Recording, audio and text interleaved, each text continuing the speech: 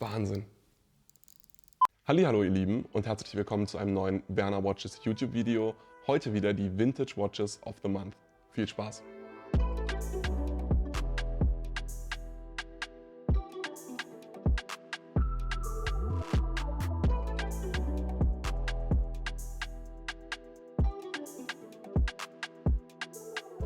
Starten wir sofort ins Video mit einer meiner absoluten Lieblingsuhren aktuell im Shop, und zwar einer Cartier Tank aus der Must-Reihe. Ich habe schon öfters über die Uhren geredet. In dem Fall ist es ein Handaufzugsmodell. Viele der Uhren waren ja Quarzmodelle. Hier haben wir aber ein Handaufzugsmodell vergoldet. Das sind ja immer Silbermodelle, die darüber vergoldet sind. Und hier haben wir möglicherweise das seltenste nicht limitierte Ziffernblatt. Es gibt einige limitierte Ziffernblatt-Varianten und auch Co-Brandings, die natürlich ein ganzes Stück seltener sind. In dem Fall haben wir allerdings das Discord Dial, und ich würde unterstellen, einfach anhand meiner Beobachtung und anhand der Stückzahlen, die ich so an- und verkaufen darf, dass das Discord Dial tatsächlich die seltenste Ziffernblatt-Variante ist. Was ist das Discord Dial? Wir haben ein Sonnenschliff-Ziffernblatt, aber nicht mit dem klassischen Sonnenschliff, wie man es kennt, sondern tatsächlich mit geprägten Streifen, fast so Sonnenstrahlen, die auch sehr dreidimensional wirken, die vom Zentrum des Ziffernblatts aus nach außen gehen. Darüber liegt eine Klarlackschicht, und das Allerwichtigste bei dem Modell ist, dass diese Klarlackschicht nicht oder so gut wie überhaupt nicht porös wird. Wir haben es bei Klarlack ganz, ganz oft, dass sich dieses sogenannte Spiderwebbing bildet. Dann haben wir quasi Risse im Klarlack, die sich miteinander verbinden und somit so eine Spinnennetzoptik sozusagen erzeugen. Bei vielen Uhren, gerade mit glatten Glossy Dials, sieht das sehr, sehr gut aus. Da wir hier aber vom Ziffernblatt selbst her schon eine gewisse Textur haben, sehen diese Risse leider unschön aus. Und die meisten Discord Dials, die man findet, und selbst das sind schon sehr, sehr wenige, haben eben ganz starkes Spiderwebbing, also ganz, ganz viele Risse auf dem Klarlack. Das ist hier nicht der Fall. Wir haben kaum Risse, also wir haben zwei winzige Risse, das war's. Ansonsten ist das Ziffernblatt sowie der Klarlack wirklich perfekt. Ansonsten ist auch die Vergoldung noch in einem tollen Zustand. Sie ist oben rechts ganz leicht angelaufen, und da haben wir diesen bläulichen Schimmer. Das Gute ist, dadurch, dass es rechts ist, harmoniert es auch wunderschön mit dem Cabochon in der Krone. Die Uhr an sich ist auch kaum getragen. Das sehen wir unter anderem auch an dem wirklich fast perfekt erhaltenen Original Cartier Armband, braun, und der Dornschließe. Also wirklich eine Top-Uhr ohne Boxpapiere und ein Handaufzugsmodell. Ich liebe sie sehr. Es ist wirklich was ganz, ganz Besonderes, und oft findet man so ein Modell leider heutzutage wirklich nicht mehr.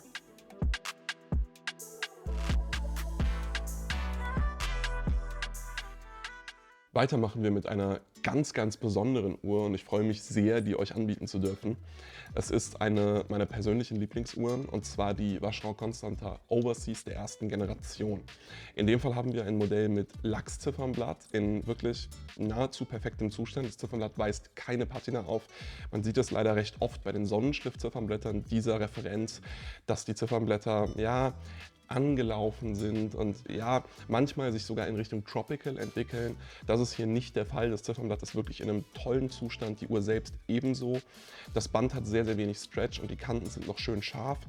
Ich würde nicht unbedingt behaupten, dass die Uhr unpoliert ist, aber auf jeden Fall wurde sie selten poliert, und der Zustand ist noch so, wie er zu sein hat. Wir haben außerdem ein komplett originales Gehäuse und auch ein originales Band. Das ist ganz wichtig, weil die Servicebänder einen anderen Verschluss haben als die Originalbänder. Ich habe in einem vorangegangenen Video über die Vacheron Constantin Overseas der ersten Generation, das könnt ihr euch übrigens hier oben anschauen, schon über die Feinheiten innerhalb dieser Modellreihe geredet und erwähnt, dass eben das Band und die Schließe des Bandes wirklich ein sehr, sehr wichtiger Punkt sind, der auch viel vom intrinsischen Wert der Uhr ausmacht. Und hier ist eben noch die Originalschließe und selbstverständlich auch das Originalband verbaut. Die Uhr ist ansonsten in einem wunderschönen Zustand, wie schon erwähnt, und das Salmon Dial ist einfach wirklich die seltenste Konfiguration, die wir bei diesem Modell haben. Insofern wirklich eine ganz, ganz besondere Uhr, die sich jetzt gerade im Sommer mit Sonne und einfach vielleicht mal einem sportlicheren Outfit wahnsinnig gut tragen wird und wahnsinnig viel Spaß macht. Und ich bin wirklich fast schon geehrt, sie euch anbieten zu dürfen, weil es wirklich eine tolle, tolle Uhr ist. Ich bin Fan und kann es kaum erwarten, für die Uhr einen neuen Besitzer zu finden.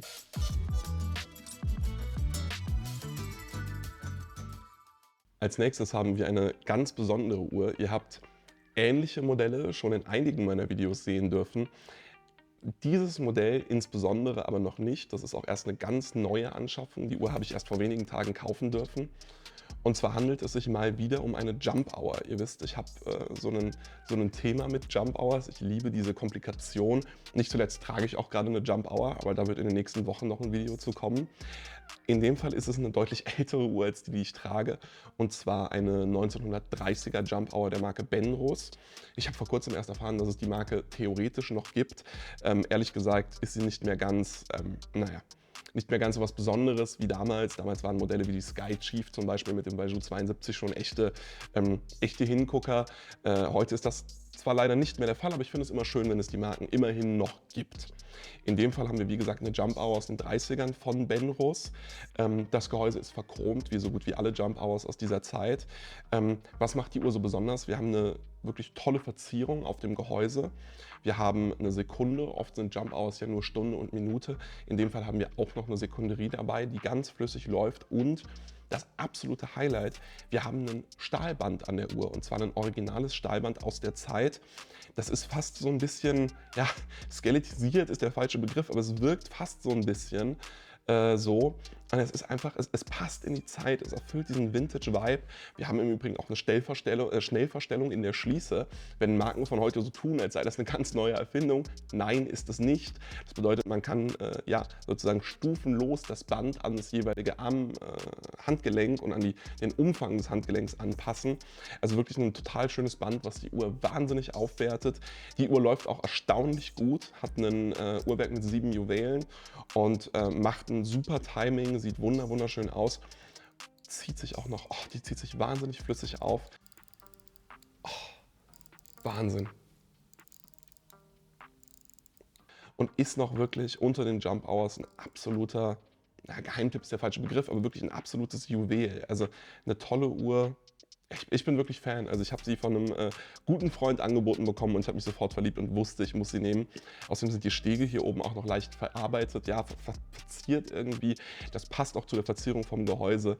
Also macht wahnsinnig viel Spaß. Die Krone ist übrigens auch noch original. Ganz oft wurden die Kronen getauscht. Hier bin ich mir sehr sicher, dass es sich um die originale Krone handelt, die auch nicht viel Distanz zum Gehäuse hat. Die haben ganz oft eine starke Distanz zum Gehäuse. Das sieht man dann oft. Hier ist das nicht der Fall. Die Verchromung ist auch noch gut erhalten, also wir haben kein Anlaufen oder sowas, wir haben auch nicht dieses grünlich durchschimmernde, was man manchmal hat, sondern das Gehäuse ist wirklich noch top und man könnte davon reden, dass es tatsächlich unpoliert ist. Natürlich ist das bei einer Uhr, die fast 100 Jahre alt ist, ganz schwer zu beweisen, aber ich würde tatsächlich so weit gehen zu sagen, dass ich vermute, dass die Uhr unpoliert ist. Über der Stunde ist dann tatsächlich auch der Markenname Benrus und ja, wahnsinnig tolle Uhr und einfach mal was ganz anderes, was man so in the wild quasi nie sieht, womit man sich wirklich absetzt und was preis-leistungstechnisch wirklich ein absoluter Knaller ist.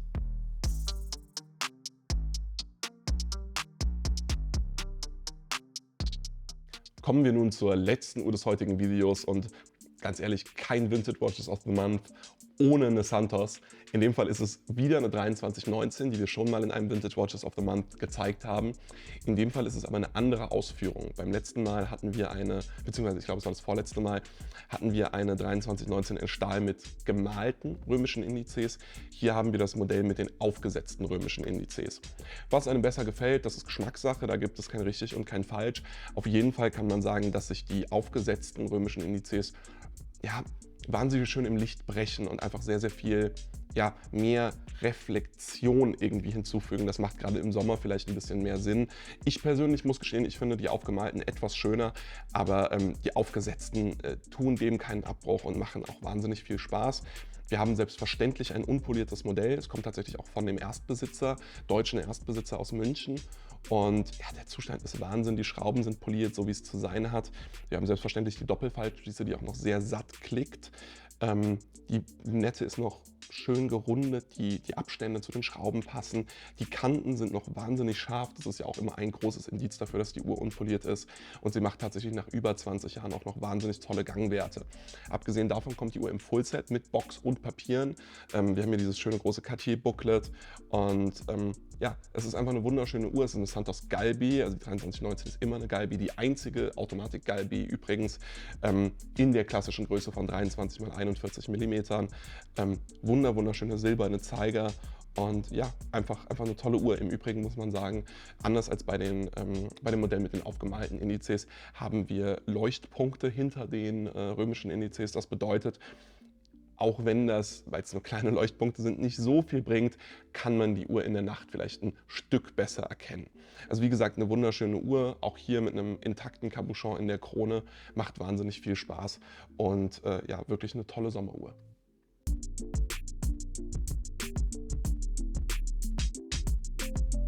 So ihr Lieben, das war's schon wieder mit dem Video. Wenn euch eine der Uhren gefallen hat, dann meldet euch sehr, sehr gerne bei mir. Sie sind alle im Shop verfügbar. Kleines Add-on sozusagen. Seit neuestem habe ich diese wunderschönen 1er-Uhrenrollen, die ihr zu jeder YouTube-Bestellung dazu bekommt. Bedeutet, schreibt mir gerne, dass ihr mich auf YouTube gefunden habt oder das YouTube-Video gesehen habt, entsprechend die Uhr, die ihr kaufen möchtet, im YouTube-Video gesehen habt. Und dann bekommt ihr hier so eine wunderschöne 1er-Uhrenrolle mit gelasertem Werner Watches Logo. Das war ein ganz schöner Aufwand. Umsonst dazu. Ist ein tolles, ja, Add-on, super für den Transport, aber auch zur Lagerung. Ausgekleidet mit so einem Samtstoff und macht sich super im Koffer, in der Tasche, wie auch immer, dass ihr eure Uhren, die ihr bei mir gekauft habt, aber natürlich auch sonstige, sicher transportieren könnt. Ich hoffe, das Video hat euch gefallen. Wenn das der Fall ist, gerne liken und abonnieren bitte auch nicht vergessen. Ich wünsche euch noch ganz viel Spaß mit möglichen etwaigen Werner Watches Videos. Bis zum nächsten Mal. Ciao.